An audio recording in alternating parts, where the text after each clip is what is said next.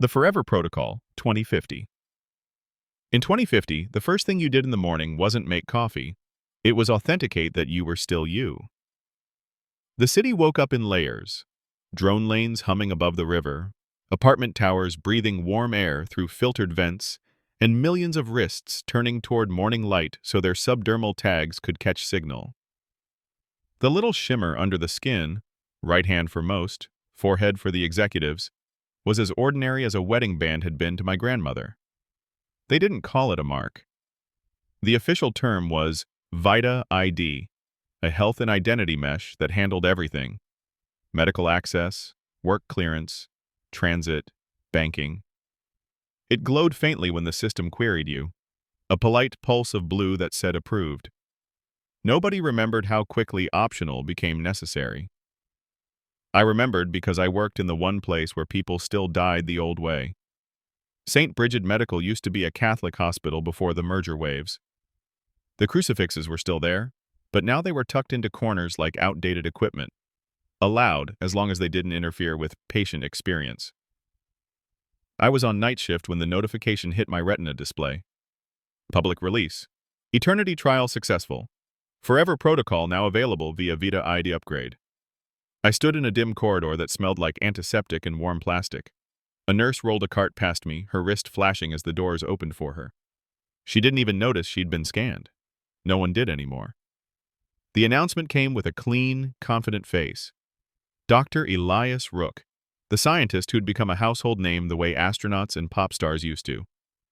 He wore a dark suit and an expression that broadcast comfort like an anesthetic. Death, he said, is the oldest disease. We have treated it with compassion for millennia. Today, we treat it with science. Behind him, the screen showed a simple diagram, a human silhouette overlaid with a lattice of light, tiny nodes mapping nerves, blood, brain. The Forever Protocol, he continued, combines cellular repair nanites, continuous neural state capture, and biologic regeneration. Your body maintains itself. Your mind is backed up in real time. If trauma occurs, restoration is possible. The crowd erupted. At the nurse station, people watched on silent mode while charts loaded. One of the residents whistled softly. So, he said, it's real. Eternal life. Like, actually. My phone buzzed with a message from my mother. Don't watch it. Pray instead. Mom had been a believer my whole life. Not performative, not political, just steady, like a lighthouse that didn't care whether boats noticed it. I typed back, Mom, it's just a medical thing. Then I deleted the text before sending, because it wasn't just a medical thing. Not if you read the fine print. I got access to the trial documentation 2 days later. I wasn't supposed to, but hospitals were porous now. Data flowed through approved channels as easily as air. The Forever Protocol came bundled into VITA ID as a life extension service, and St. Bridget was on the list of partner institutions. The document was glossy and reassuring on the surface. It talked about senescent cell clearance, telomere stabilization, mitochondria repair. It cited papers I recognized. Technologies already in use, just pushed further, integrated tighter, made permanent. Then I hit the section labeled Covenant Acceptance. It looked like a standard consent form until you read the actual language. To initialize forever, you had to agree to an irreversible security bind, an encryption key fused into your VITA ID mesh. That key authenticated your neural capture stream. It kept your continuity data from being copied, stolen, tampered with. It also required a verbal declaration recorded and verified.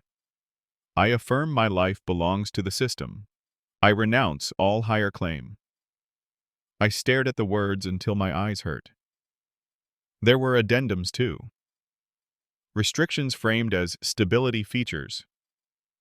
If you violated terms, refused updates, attempted disconnection, participated in spiritual interference practices, the system could suspend continuity support.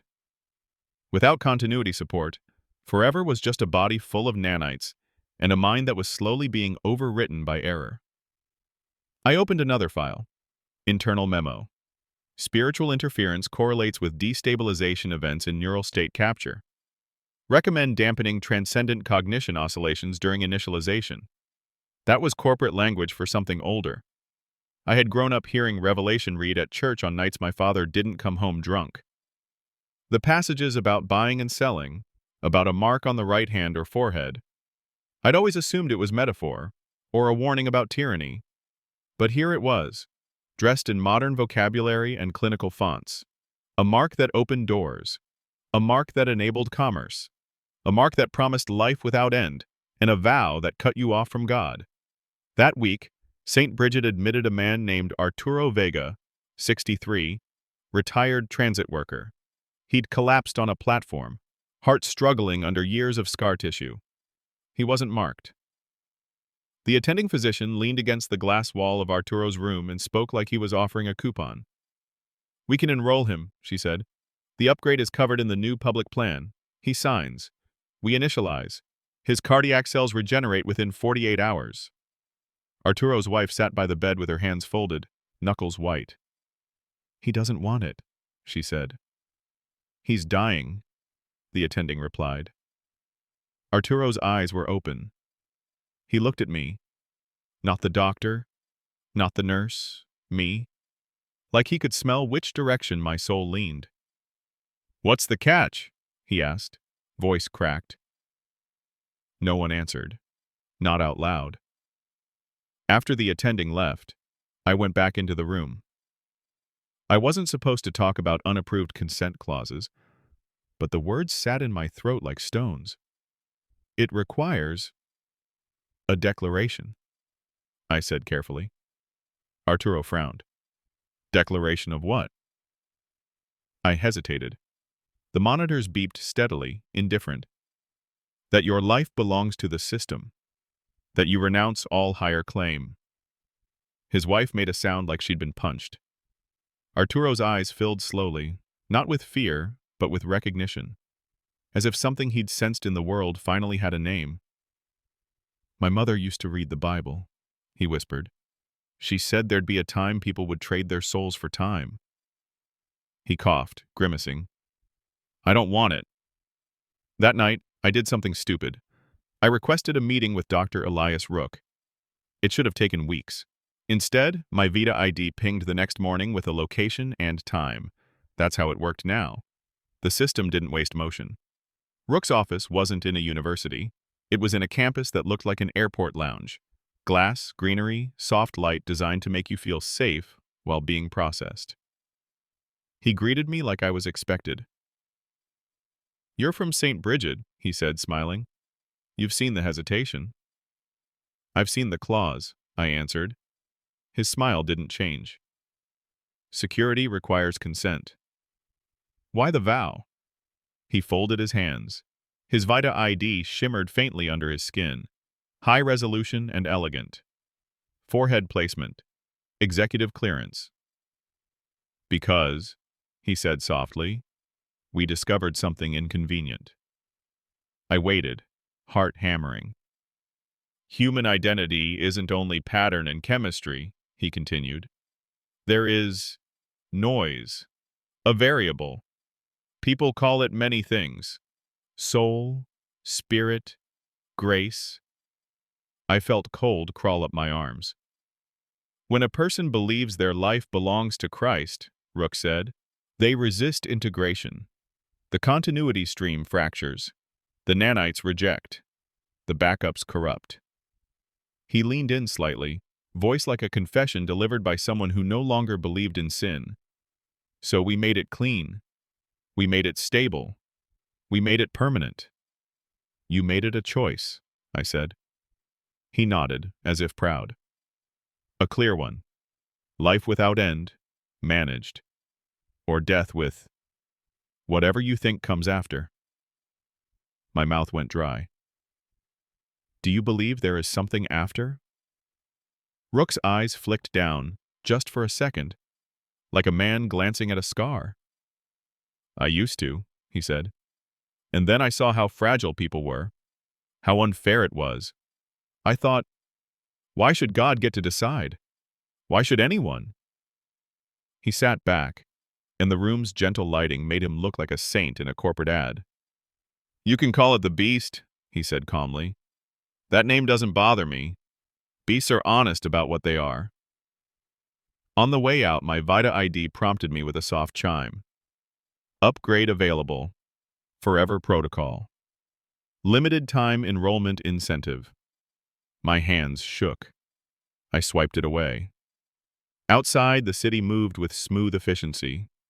Doors opened, payments cleared. People glowed faintly under their skin as they lived longer, healthier, brighter, each of them tethered to a system that could sustain them or shut them off. That evening, I went to my mother's apartment. The building's lobby scanner flashed red at my wrist. Unpaid access due to my refusal of the newest security update. I had to wait until someone else entered and slipped in behind them, like a criminal. Mom opened the door before I knocked.